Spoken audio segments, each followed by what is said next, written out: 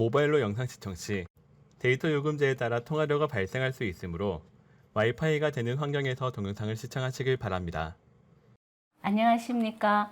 여러분들과 함께 오손도손 미술 얘기를 만들어가는 빨간 장갑 정경실입니다. 지난 시간에 이중섭이 6.25 전쟁 중에 제주도에서 가족들과 함께 다시 부산으로 왔다고 말씀을 드렸습니다. 아내 마사코와 아들이 영양 실종인 상태인데다가 마사코가 이렇게 각혈까지 하게 되자 일본으로 돌아갑니다. 이중섭은 가족을 만나고자 애를 쓰다가 한번 가족을 만나러 일본으로 가게 됩니다. 딱 일주일간 머무는데 이것이 가족과의 마지막 만남이 되었죠. 비자 문제로 더 이상 머무르지 못하고 돌아서는 이중섭의 발걸음이 어땠을까요? 지금은 스마트폰 세대들은 상상도 못하겠지만 제가 대학생이었을 때 지방에 계시는 부모님께 전화를 걸려면 우체국까지 가서 전화를 신청하고 기다리다가 연결되면 이렇게 박스 안에 들어가서 통화를 했었거든요. 이중섭이 그 시절 국제전화는 더 어려웠겠죠. 친구의 도움으로 어렵게 일본의 가족과 3분간 통화할 수 있는 기회가 만들어진 적이 있었다고 합니다. 전화 연결이 되자 말도 제대로 못하고 눈물만 툭툭 흘리다가 전화를 끊고 나서 이중섭도 또 그 친구도 함께 엉엉 울었다는 일화는 정말 가슴이 아픕니다. 사람이 자신의 경험과 이렇게 크로스업이 되면 더 공감이 가잖아요. 그래서 저는 더 가슴이 아팠나 봅니다. 오늘은 이중섭의 부산에서의 흔적을 한번 따라가 보겠습니다. 이중섭은 부산에서 2년 남짓 머물다 53년에 통영으로 갑니다. 제주도에만 이중섭 거리가 있는 것이 아니라 부산에도 있습니다. 제가 부산에 한번 다녀왔는데요. 먼저 사진 같이 보도록 하겠습니다. 이중섭 거리의 축대 위에 고뇌에 찬 듯 담배를 물고 있는 모습이 부조로 만들어져 있습니다. 중섭이라는 이중섭의 사인이 있는 산 등성으로 올라가는 입구의 모습입니다. 희망길 100계단을 올라가는 길인데요. 이중섭은 이 계단을 오르면서 집으로 갔겠죠.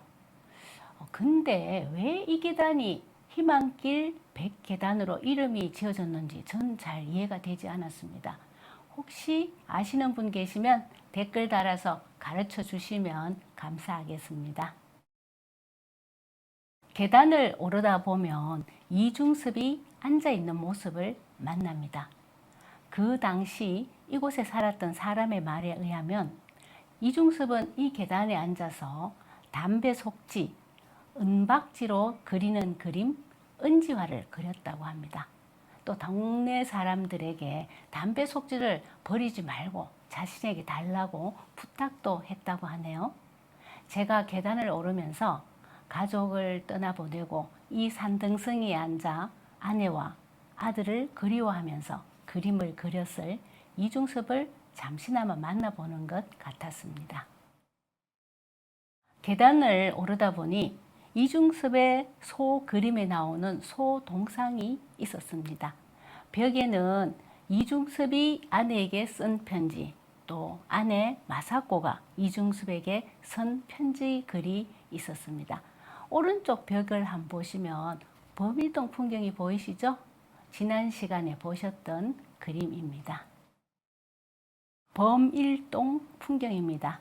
이 표지판에서는 이중섭이 1954년 봄까지 부산에 머물렀다라고 적혀 있는데요. 어떤 책에는 53년에 통영에 갔다고 말하고 또 어떤 자료에서는 52년에 갔다고도 말하고 있습니다. 얼마간의 그 날짜 차이가 그렇게 중요한 것은 아닙니다만 제 생각에는 각 지역마다 이중섭이 머무른 시간을 조금이라도 길게 잡고 싶어 하는 마음들이 보여지는 것 같았습니다. 잘 곳이 없어서 노숙자처럼 지낸 적도 있는 이중섭이 지금의 상황을 본다면 조금은 위로가 되었을까 싶습니다. 올라가는 곳곳에 이런 의자나 그림들이 있어서 긴 계단이지만 지루하지 않게 꾸며져 있습니다. 재밌는 것은요, 계단 그 바로 옆에 집에는 실제로 주민들이 생활하고 있었습니다. 그 당시와는 물론 똑같지는 않겠지만 억지로 꾸몄다거나 박제된 느낌이 아니라 살아있는 기념 장소라는 느낌이 들었습니다. 저쪽 편에 빨래가 널려 있는 거 보이시죠? 저 빨래까지도 이 장소의 하나의 연출된 요소처럼 보여집니다. 계단을 다 올라와서 내려다본 모습인데요. 아찔할 정도의 높이였습니다. 저 멀리 새로 들어선 빌딩과 이쪽의 모습과는 대조를 이룹니다. 주변이 개발이 되더라도 이 거리의 모습은 오랫동안 지켜졌으면 하는 생각이 들었습니다. 이중섭이 부인 마사코에게 쓴 편지를 보면 너무 추워서 겨울 동안 한 번도 코트를 벗고 잠을 잔 적이 없다고 말하고 있습니다. 가족과 헤어져서 마음도 몸도 추웠을 이중섭이 더욱 안쓰럽게 느껴집니다. 꼭대기에 있는 이중섭 전망대입니다. 이곳이 범일동 풍경이라는 그림을 그렸던 곳이라고 하네요. 조그마한 안내소가 하나 있었습니다. 안내소 건물의 벽에 붙어 있는 안내판인데요. 쌈마웨이 이중섭 전망대라고 적혀 있고 그 밑에 주인공이 버스를 기다리던 곳이라고 해서 이해가 잘 되지 않았어요. 이중섭이 버스를 타고 다녔다는 얘기인가? 그리고 물어보려고 하니 이른 아침이라서 안내소는 문이 닫혀 있고 행인도 만날 수 없었어요. 그래서 나중에 한번 제가 이렇게 검색을 해보았더니 이곳이 쌈마웨이라는 KBS 드라마도 찍었던 곳이라고 하네요. 그 드라마 주인공이 버스를 기다렸던 곳이라는 의미인 것 같았습니다. 아마 그 옛 정취가 이만큼 남아있는 곳도 많지 않을 것이라는 생각이 들었습니다. 이중섭은 일본으로 떠난 가족에게 거의 매주 사랑 편지를 보냈다고 하는데요. 정언에 따르면 이중섭이 편지 쓸 때 그 정성이 말도 못할 정도였다고 합니다. 마음에 들지 않으면 찍고 또 찍고 글자 한자 한자에 신경을 쓰면서 마치 연애 편지를 쓰는 것처럼 온 마음을 담아서 썼다고 합니다. 재미있는 그림 편지 글들이 많이 있습니다. 우리가 설사 일어를 모른다 하더라도 그림을 보면 내용을 대강 짐작할 수 있을 정도입니다. 사랑이 듬뿍 묻어있는 편지글이라는 것을 한눈에 알 수 있죠. 많은 편지 그림 중에 길 떠나는 가족이라는 제목입니다.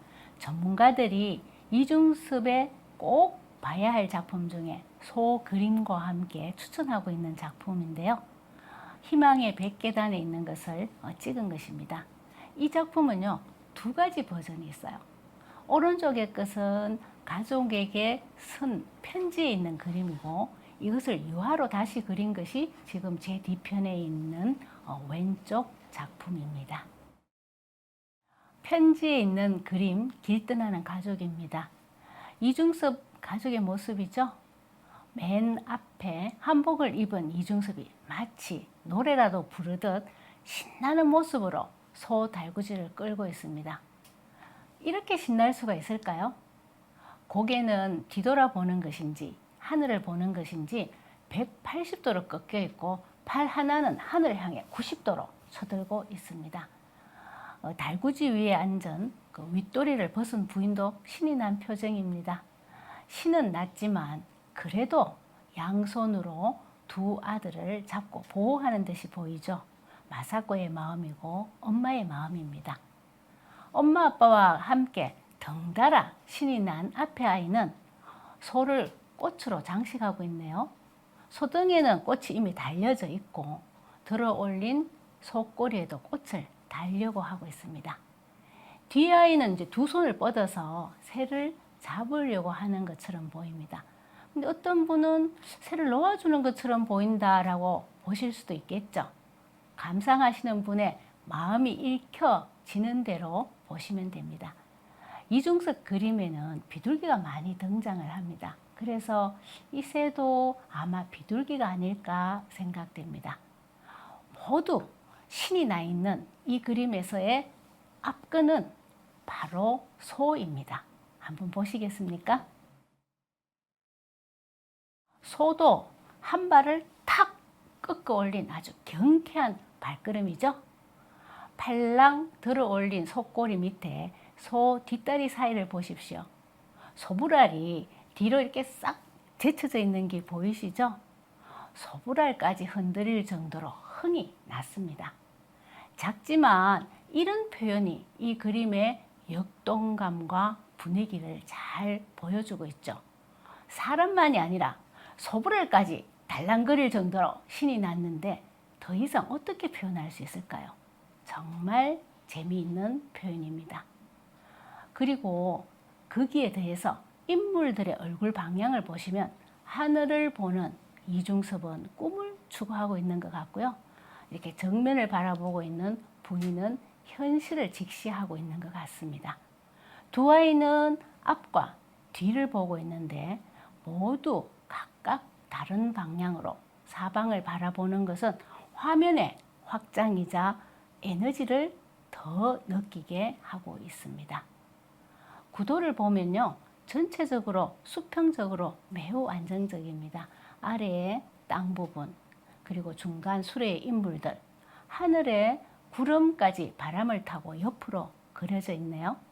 이런 안정된 구도가 인물들의 그 역동적인 동작을 잘 받쳐주고 있습니다.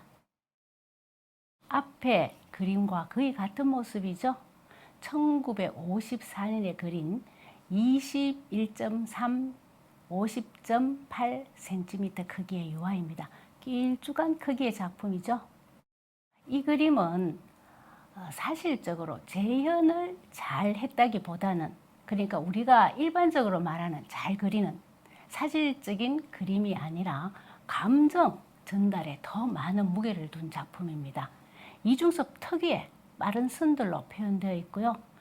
만약에 형태나 동작을 사실적으로 정확하게 그렸다면 이렇게 꿈같이 신나는 행복한 감정 전달을 쉽지 않았을 것 같습니다. 가족이 일본으로 떠난 지 2년쯤 후에 그린 그림인데요. 행복하고 흥겨워 보이지만 사실 한 발 더 들어가서 보면 이런 희망을 꿈꾸는 이중섭의 슬픈 현실과 만나게 됩니다.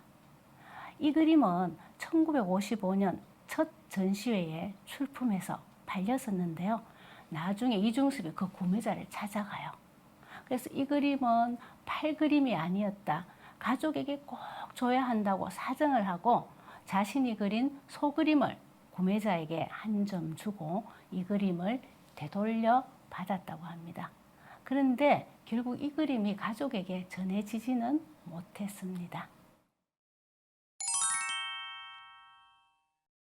예술은 진실의 힘이 비바람을 이긴 기록이다 라고 이중섭은 말했습니다. 비바람을 이기고자 애썼던 이중섭의 마음이 읽혀지는 길 떠나는 가족이었습니다. 다음 시간에 뵙도록 하겠습니다. 감사합니다.